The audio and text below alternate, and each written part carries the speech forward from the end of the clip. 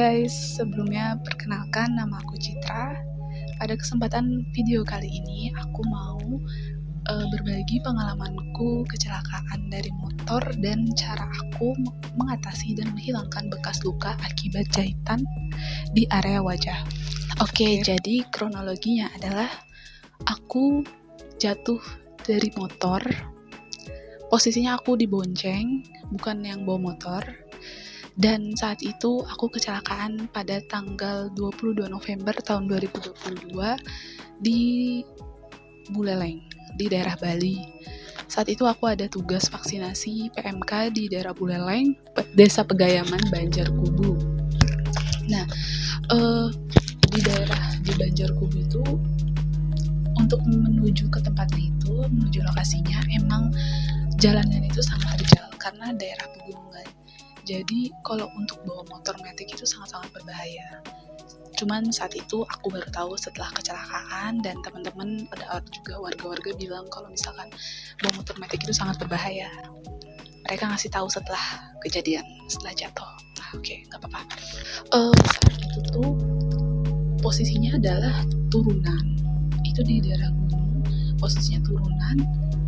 Depannya itu belokan. Jadi kalau misalkan turunan, kalau misalkan remblong, jatuhnya ke jurang. Saat itu apesnya adalah motor yang aku bawa tiba-tiba remnya nggak bisa dikontrol gitu, kayak remblong jauh banget tuh ya, turunannya tuh jauh. Jadi kayak aku ngerasain gimana kencengnya motor itu tanpa bisa direm, dan di depan adalah jurang. Untungnya motornya tuh jatuh.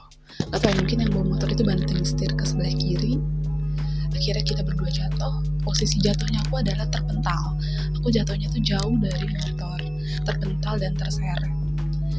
Kayaknya sih guling-guling ya, karena jatuhnya sebelah kiri, tapi ternyata lukanya ada di sebelah kanan, dan di sini juga aku luka. Berarti kan itu jatuhnya terseret dan terguling-guling. Intinya pada saat jatuh itu aku nggak ngerasa sakit sih, cuman ya kaget, shock, jatuh. Tiba-tiba udah jatuh aja. Pas aku kerudungku, masker, kacamata, HP itu udah nggak tahu mana. Aku udah lepas, kerudungku udah lepas, kacamata udah terlempar, aku udah nggak pakai masker juga. Dan saat itu aku jatuh kan langsung duduk. Kirain aku jatuh tuh ya udah kita jatuh aja gitu. Aku mau bangun dan langsung bawa motor lagi gitu. Ternyata aku ngerasa kayak ada yang ngalir gitu loh, ngalir di daerah wajahku.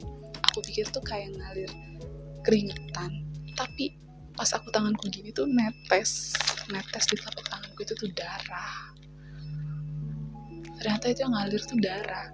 Dan kakak tingkatku yang bawa motor itu, dia melihat aku tuh udah nangis dan minta tolong, teriak-teriak ke warga. Pokoknya benar-benar histeris banget. Kondisi sekitar itu benar-benar sangat-sangat jarang pemukiman warga. Untungnya aku jatuh tepat di depan rumah warga, dan warga pun nggak berani langsung nolongin. Mereka tuh teriak kayak nggak berani nolongin. Tapi untungnya ada satu bapak-bapak yang berani nolongin aku, bawa aku masuk, bukan masuk ke rumah, masuk ke dalam halaman rumahnya, dan aku dikasih air untuk membersihkan mukaku yang udah berlumuran darah, dan aku dikasih handuk, dan juga dikasih air untuk minum. Karena aku shock, sebenarnya air minum itu aku yang minta, karena aku intinya aku nggak merasakan sakit apapun. Aku shock, kaget. Dan setelah aku cuci muka tuh, aku coba untuk ngaca di spion motor bagaimana kondisi mukaku. Pas aku ngaca, di sini aku mengalami robekan yang lumayan ya. Aku nggak terlalu ingat. Yang aku ingat adalah robeknya di sini, di atas bibirku. Dimana saat itu bibirku tuh kayak yang ini nih, bagian depan ini tuh kayak udah mau jatuh gitu loh, dan itu terbuka parah. Walaupun udah dipakai anduk, darah tuh tetap mengalir. Sedangkan kakak yang bawa motorku, maksudnya kakak yang bawa motor itu, dia hanya lecet di bagian lengan sama kaki aja, dia nggak ada luka apa-apa.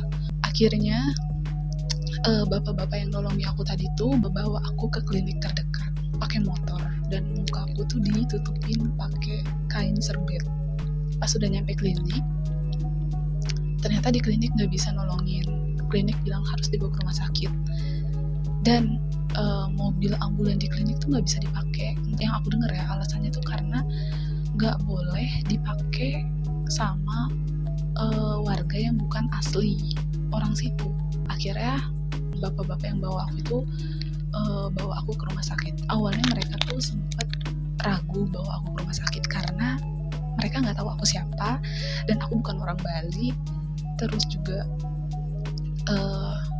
mungkin mereka memikirkan biaya ya, karena mereka juga ngomong soal biaya di depan aku. Terus aku langsung bilang aja, nggak apa-apa, bawa aja saya ke rumah sakit. Nanti biaya rumah sakit itu pasti ditanggung oleh pihak kampus. Karena kan saya nih saat ini sedang bertugas dari pihak kampus dan juga dinas pertanian. Aku dibawa ke rumah sakit terdekat, yaitu rumah sakit KDH di daerah Singaraja. Di rumah sakit situ aku nggak bisa ditanganin karena harus melakukan tindakan CT scan dan juga jahitan di atas bibirnya. Karena di rumah sakit tersebut alat-alatnya kurang memadai, jadi aku harus dirujuk ke RSUD. Saat kejadian kecelakaan itu, para dosen dan teman-temanku itu belum tahu kalau aku tuh kecelakaan, dan kalau aku sekarang posisinya sudah berada di rumah sakit KDH. Untungnya dokter yang jaga di IGD-nya itu mau menghubungi dosen dan teman-temanku melalui Instagram. Akhirnya mereka menghubungi pihak kampus, mereka menghubungi temanku dulu lah, lalu temanku itu menghubungi para dosen-dosen, dan akhirnya dosen pun tahu posisiku di rumah sakit KDH. Aku akhirnya dibawa ke RSUD. Nah, pas sampai sana ternyata sudah ada temanku yang bawa motor, sudah ada kakak tingkat itu di IGD, dan dia udah lebih dulu ditangani, sedangkan aku baru datang. Nah, di RSUD pun itu udah rame oleh dosen-dosen dan juga para bapak-bapak dinas. Dia langsung ditangani, aku dijahit di bagian sini, aku dijahit di sininya, terus tanganku diperban. Setelah aku dijahit, dioperasi, aku dibawa ke laboratorium untuk CT scan dan juga rongsen bagian sekitar sini, pundak. Setelah semua dijahit, aku dibawa ke rumah sakit tanggal 22. Sampai besoknya tanggal 23 aku dirawat inap. Hasil CT scan baru keluar besoknya tanggal 23. Dan hasil CT scan itu aku didiagnosa cedera kepala ringan. Untungnya aku tidak mengalami mual, muntah, pusing ataupun pingsan, karena kalau misalkan sampai terjadi itu sangat berbahaya. Oke, jadi tanggal 23 aku pulang, tanggal 24-nya aku langsung pulang ke Depok. Aku asal dari Depok, nyampe rumah tuh sekitar siang, kemudian sorenya aku ke klinik terdekat dulu, minta surat rujukan ke rumah sakit yang ada dokter bedah syarafnya, dan akhirnya tanggal 25-nya baru aku kontrol ke bedah syaraf. Saat kontrol itu, dokter melihat hasil CT scan-ku dan juga mengganti perban yang ada dari sini sama dari sini. Dan tadinya kan tanganku ini diperban, tapi disuruh dibuka sama dokternya biar dia kering gitu. Karena kalau selalu diperban, lukanya nggak cepat kering. Aku harus balik lagi seminggu setelah kontrol saat tanggal 25 itu untuk lepas jahitan jika udah kering. Akhirnya seminggu kemudian aku kontrol lagi, balik lagi, dan aku dilepas jahitannya. Dan dokternya bilang bahwa jahitanku ini ternyata 25 jahitan. Di sekitar sini, ini sama sini dua-duanya kurang lebih sekitar 25 jahitan. Wah, aku pikir tuh sekitar belasan jahitan, tapi ternyata puluhan. Jadi ini kondisi mukaku, aku nggak boleh mandi selama 3 hari setelah dilepas jahitan itu. Dan selama masa penyembuhan agar luka-luka ini cepat kering itu aku makan telur rebus tiap hari, kurang lebih 5 telur rebus. Dan aku itu selalu makan putihnya aja, kuningnya enggak, katanya biar enggak kolesterol. Oke, jadi total penyembuhan luka dari awal kejadian sampai lepas jahitan itu sekitar kurang lebih 2 minggu. Untuk lepas jahitan sendiri itu kurang lebih 10 hari, dan untuk bisa mandinya itu kurang lebih 2 minggu. Nah, setelah aku bisa mandi dan juga lepas jahitan, aku mulai beli salep Mederma namanya kayak gini. Ini harganya kurang lebih kalau nggak salah nyampe 200 ribuan. Itu aku pakai biasanya 2 kali sehari. Ada anjurannya juga, soalnya di kardusnya itu bilang kalau pakainya itu dosisnya 2 kali sehari. Pakainya itu dipijit-pijit. Untuk luka yang ringan kurang lebih itu sekitar 4 bulan baru kelihatan hasil yang maksimal. Kalau misalkan lukanya yang cukup lama dan udah berbentuk keloid mungkin ya, itu tuh sekitar kurang lebih 8 bulan baru ada hasil. Nah, sekarang ini aku pemakaian sudah kurang lebih 2 bulan ya. 2 bulan, dan ini tuh hasilnya tuh lumayan sih menurutku ya.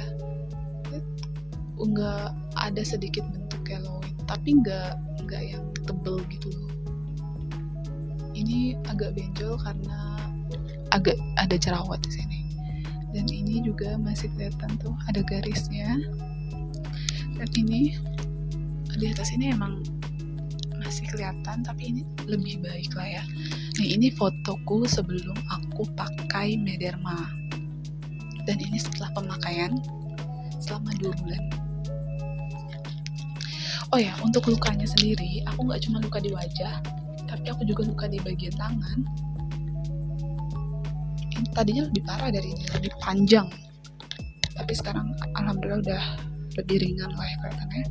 Dan juga di sebelah sini, di bagian dengkul dan juga di bagian sini sikut ke bawah itu lecet, kayak lecet keseret gitu, tapi udah hilang. Nanti aku bakal sharing pemakaian setelah 4 bulan, berarti sekitar bulan Maret. Nanti aku bandingin lagi di video selanjutnya. Nanti aku bandingin saat aku pertama kali belum pakai, terus pemakaian selama 2 bulan, dan juga pemakaian setelah 4 bulan. Oke guys, mungkin itu aja yang bisa aku sampaikan, yang bisa aku bagi, sharing ceritanya. Aku tahu pasti kalian buka video ini karena kalian habis baru aja kecelakaan mungkin. Tenang guys, aku juga dulu kayak gitu, gak usah takut. Semua itu pasti, luka itu pasti akan sembuh. Semuanya itu butuh waktu, baik luka fisik maupun luka batin, semuanya itu butuh waktu untuk sembuh.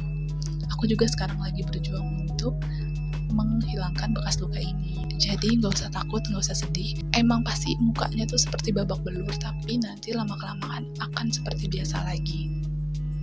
Apalagi luka-luka di bagian sini guys, tenang, gak usah takut. Dulu aku juga sangat takut banget kalau bakalan bibirku miring atau segala macam gitu ya, karena saat itu pas setelah dibuka jahitan tuh kayak agak miring dan agak keangkat gitu loh guys. Itu aku sedih banget sih, banget karena takut gak bisa normal lagi. Tapi ternyata alhamdulillah masih bisa kembali normal, masih bisa tersenyum. Sekian dari video aku, semoga kalian ngerti dan gak risih ya denger cerita aku. Terima kasih yang udah nonton. Bye bye.